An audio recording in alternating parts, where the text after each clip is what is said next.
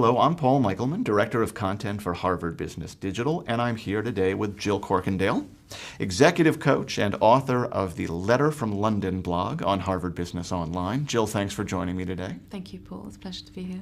So, Jill, our theme for today is nepotism, a hot-button topic in business, if there ever was one. You recently wrote an entry in your blog about nepotism. Tell us about your point of view. That really, the point about nepotism came to me really by way of nothing. It just, something occurred to me from the past. And I was actually away on vacation. And I was thinking about work and the kind of work I used to do. I used to be a journalist, and the work I'm doing now. And I was looking at my career path, really, and it was going pretty well, I thought, until one day I went to work and I found that somebody, a new guy had arrived. He seemed quite inoffensive, quite charming, quite engaging, wanted to be shown the ropes a little bit. We were all happy to do that, showed him the ropes. And this went on for 3 or 4 weeks, a short period of time, until I came in one day and found he'd suddenly been made my boss. And I suppose it was a delayed sense of outrage emerged when I was on holiday, because I wondered if my career path had gone in a particular direction from that moment. Because this guy suddenly, from being a colleague and a rather junior colleague, was now telling me what to do. And I found that very hard to deal with. And I wondered if there were people out there in our community who were perhaps working with bosses who they couldn't quite understand why they were bosses, where they'd come from. And this is part of my understanding of nepotism, is they suddenly just appear, fully formed, ready to go, and nobody quite understands why. So I really wanted to engage with the community and find out if other people had this experience, and whether, like me, 10 years on, they suddenly were feeling a bit annoyed about it.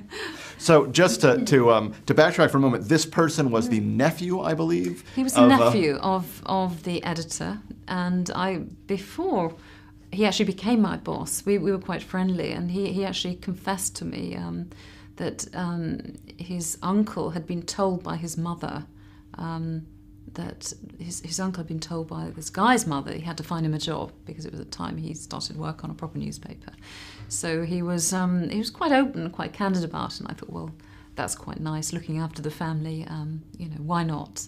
But when your career starts to get involved, when suddenly you see somebody leaping 4 or 5 steps up, you suddenly start to question this person and the system, and how people get away with that. And I think he had quite an easy ride of things, actually. I think people didn't challenge him as much as perhaps they should. One of the things about British newspapers is that they're not democracies. They're actually more like dictatorships. So you don't tend to challenge as much, a little secret, you don't tend to challenge as much internally the politics as you would challenge the companies you're dealing with externally. So the challenge seems to sort of disappear a little bit inside, and we all fall into line. It's, as I say, it's not a democracy. So the situation described, I'm sure, will kind of engender feelings of outrage in lots of people who are watching our conversation today. And I think we in the West tend to have a pretty negative view of nepotism, I guess occasionally, unless we are the beneficiaries of that.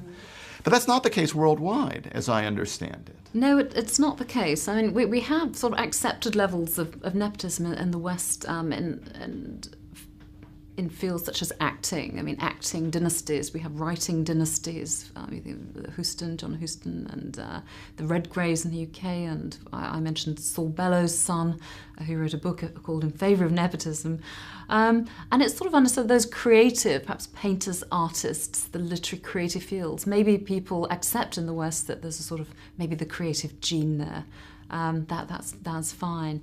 But when it comes to to business or to law or to medicine. Yes, families do pull strings, but actually there should be some qualifications. There should be some meritocracy. And America is, founding values of American society is that the meritocracy. Everybody should be able to get on. So it's deeply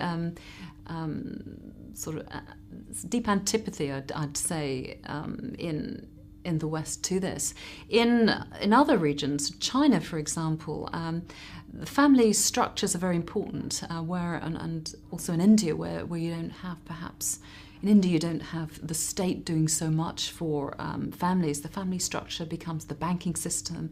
It becomes the sort of social system. So there's no surprise then that it becomes the business, the commercial system, because people work together.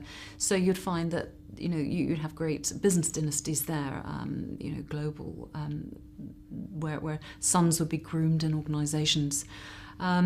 Also in China, it's very difficult to get business done without a sponsor or without relationships, and family networks are very important. In fact, I've coached a lot of Chinese managers who actually believe that they are in loco parentis. They are the father figure or the mother figure to their people. So that's very deeply rooted in their society, and it's no surprise if people's nephews, their sons, their daughters, their wives come in.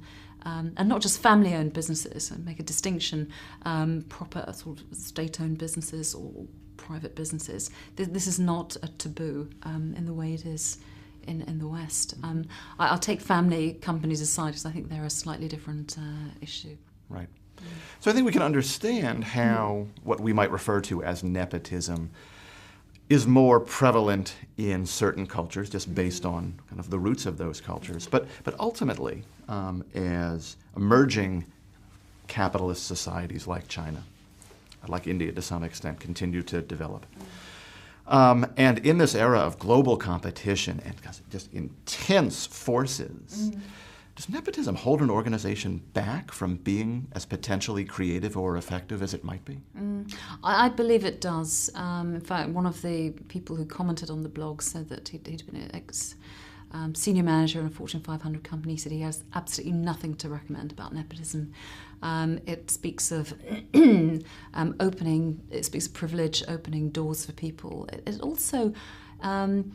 I've worked with many companies where you find there are people who are just there because somebody found them a job, and their performance isn't good, their motivation isn't good. They can become quite negative people in organisations. They can create a negative feeling around them, and unless we really open up our companies, our markets, our opportunities to everybody at every level, that this is quite, I believe, quite an insidious.